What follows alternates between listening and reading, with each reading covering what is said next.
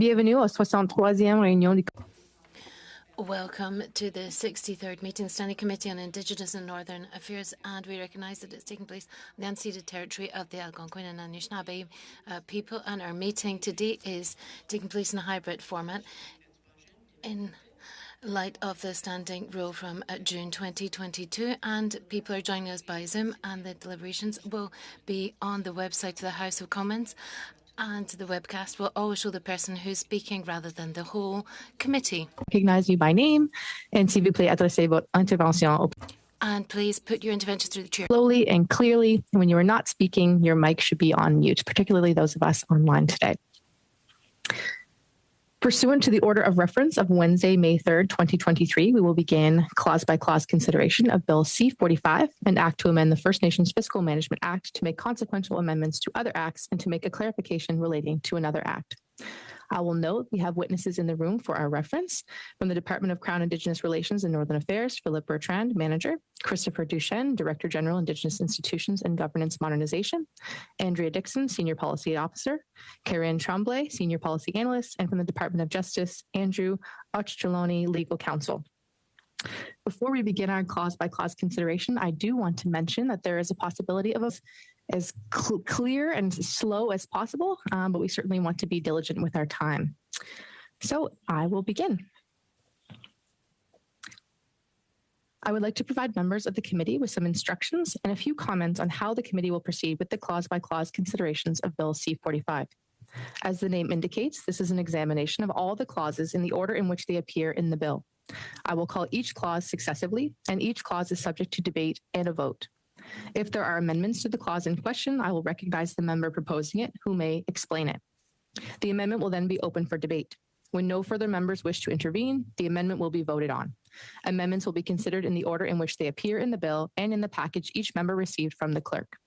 Members should note that new amendments must be submitted in writing to the clerk of the committee.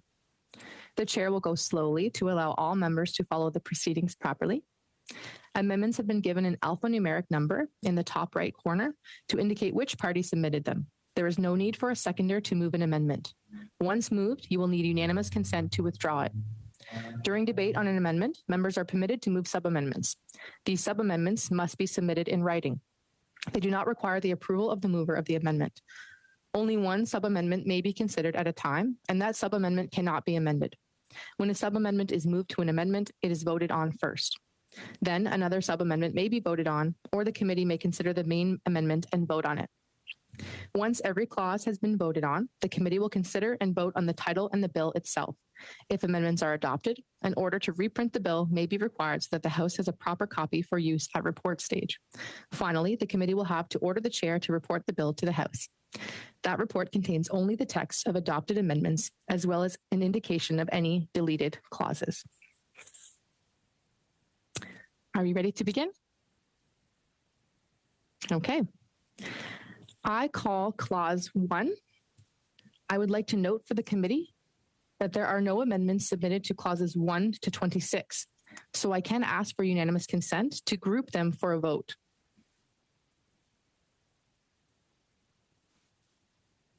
Seeing, do we have any unanimous consent? Okay. Agreed. In the room? Agreed. Excellent.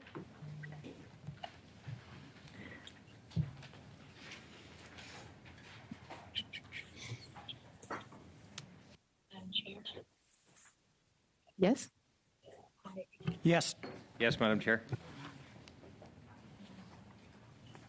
Shall clause 1 to 26 carry?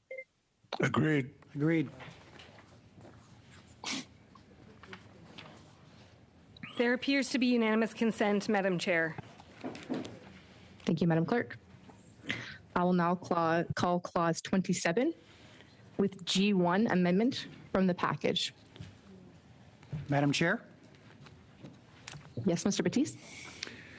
Before I get into my amendments from the government side, I just want to assure the members opposite that we have reached out to the members and stakeholders Ernie, Manny, Harold, Mr. Calla, and we made sure that we showed them to them and that they were in support of this.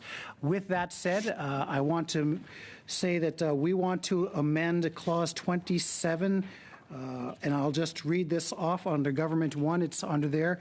To amend Clause 27.7 of the bill by replacing the term imposed in paragraph 53.6D with the term assumed for consistent use of terminology throughout the Act. And yes, there will be two of those to ensure consistency within the language. Thank you, Mr. Batiste. Is there debate? The opposition is shaking their heads, Madam Clerk, or Madam Chair. Okay. Shall Amendment G1 carry?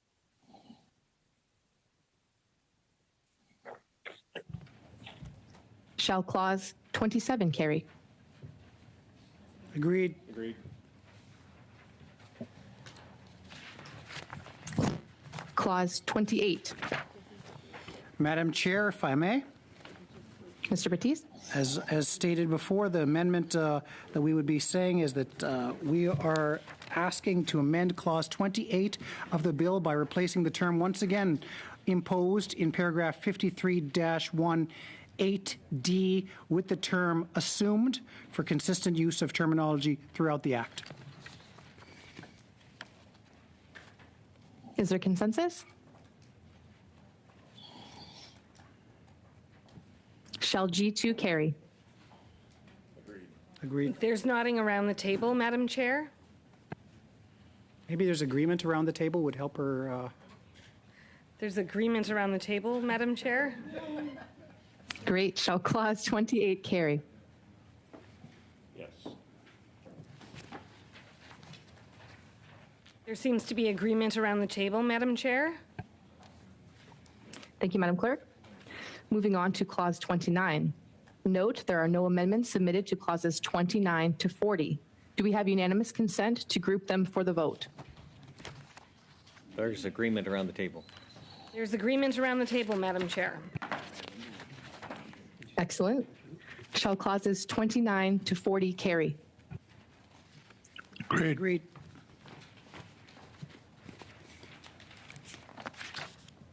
I call Clause 41. G3 of the amendment package. Mr. Batiste? Yes, Madam Speaker, I would like to amend Clause 41.2 of the bill to align with the English language version with the French language version, amend Clause 41-2 of the bill by amending paragraph 86.4b to clarify that the circumstances referred to in the paragraph must be related to a loan secured by local revenues.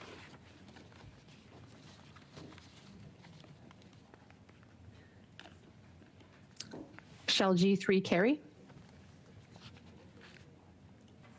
Agreed. There's agreement around the table, Madam Chair. Shall Clause 41 carry? Absolutely. Okay, now tell say something else to totally throw Yeah, that's right. That's right. That's right. Is there agreement? Agreed. I will now call Clause 43, Amendment G4. Mr. Batiste? Yes, Madam Chair, and the bloc is going to have to forgive my French on this, but the Bill C-45 in Clause 43 be amended by replacing in the French version line 1 on page 37 with the following: Révoquer 113bi, révoquer pour un motif suffisant en conseiller mention ou période.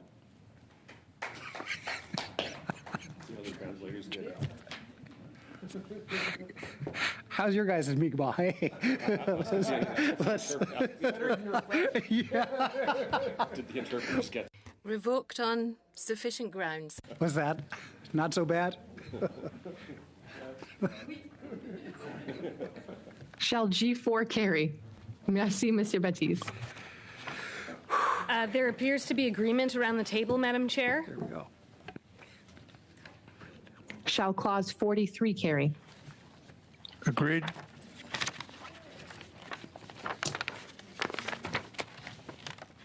I will now call Clause 44. Again, note there are no amendments submitted to clauses 44 to 51. Do I have unanimous consent to group them for the vote? Agreed. There's agreement, Madam Chair. Shall clauses 44 to 51 carry? Agreed. Agreed. Great. I now call Clause 52 with amendment from the package G5. Mr. Batiste? Okay. Madam Chair, that we would like to amend with that Bill C-45 in Clause 52 be amended by replacing in the French versions line 36 and 37 on page 46 with the following. L'important sur les dispositions incompatibles du texte législatif sur les recettes locales ou d'un texte législatif pris en vertu de paragraphe 97.1 d'une première nation. Practiced all day. Shall G5 carry? Appears to be agreement around the table, Madam Chair. Shall Clause 52 carry? Agreed. Agreed.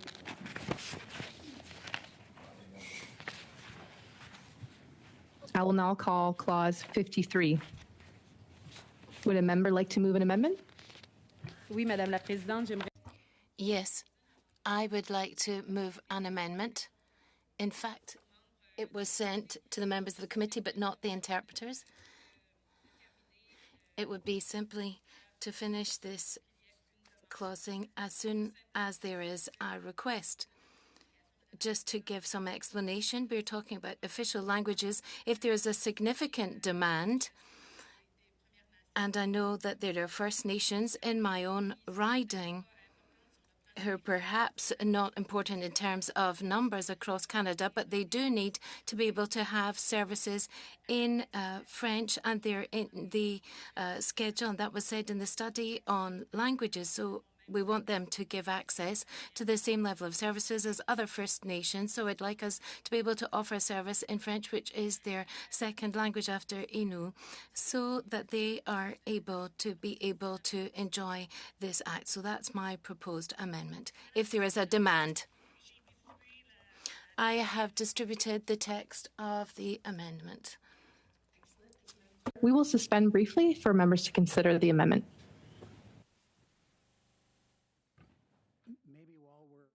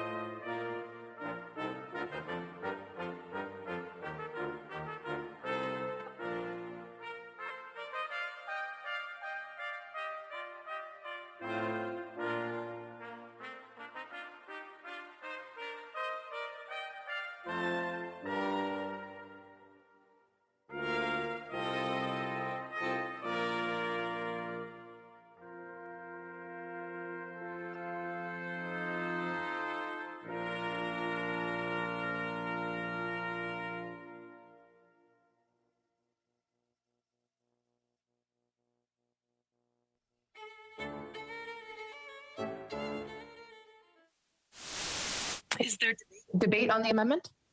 Madam Speaker, I had asked our technicians to consider this and give us their feedback on what they think this impact could be in terms of overall thoughts around official languages. We want to make sure that those First Nations and Indigenous people in Quebec have access to that service. I just want to make sure that our technicians are okay with taking away the word significant and just going if there is a demand. And so that's I guess the gist of this question that we're asking.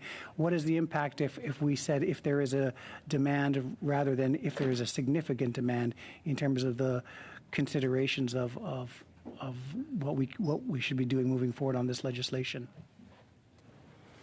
Yeah, Great. Is there a witness who would like to speak to it? Yeah, thank you very much, Madam Chair. That is a difficult question to answer because it's highly operational in terms of knowing exactly what those significant requests could be. However, there is a commitment for the provision of services in both languages. But yeah, to actually know what the repercussions would be at an operational level, it's from here it's very hard to tell. However, in the English version, it says if there is a demand, it says significant demand, but if there is a demand, obviously the institutions will be trying to provide those services in both official languages. But it's not us providing the service, so it is rather difficult to answer.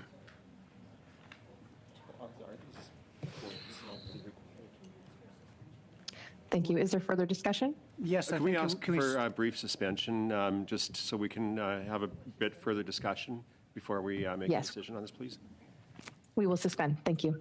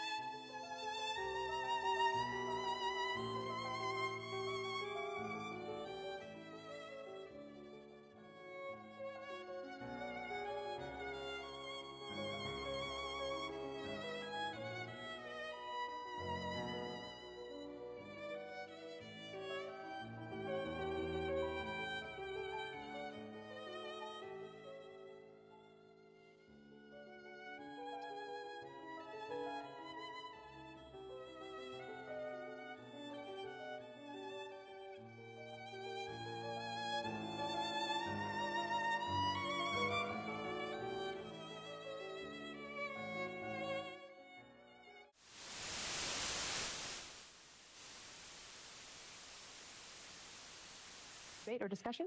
Madam Chair, we will support this after there's been some discussion. The folks in the organizations have let us know that they have several French members and that they can accommodate this, and so they're confident. So we're happy to support. I will call the question. Shall the amendment Q1 carry? Agreed. There's agreement around the table, Madam Chair. Excellent. Shall clause 53 carry? Agreed. Agreed. I'll move on to clause 54. Note there are no amendments submitted to clauses 54 to 63. Do we have unanimous consent to group them for the vote? Agreed. Agreed. There's agreement around the table, Madam Chair. Great. Shall clauses 54 to 63 carry? Agreed. Agreed. There seems to be agreement around the table, Madam Chair. Excellent. Nice work, committee members. Shall the title carry? Agreed. Agreed. Shall the bill as amended carry? Agreed. Agreed. There's agreement around the table. Shall the chair report the bill as amended to the House? Agreed. There's agreement around the table, Madam Chair. Shall the committee order a reprint of the bill as amended for the use of the House at report stage? Agreed. There's agreement around the table, Madam Chair. Excellent. So be it. Unless there are further committee business that I am unaware of, I believe we have reached Motion to time adjourn. for adjournment.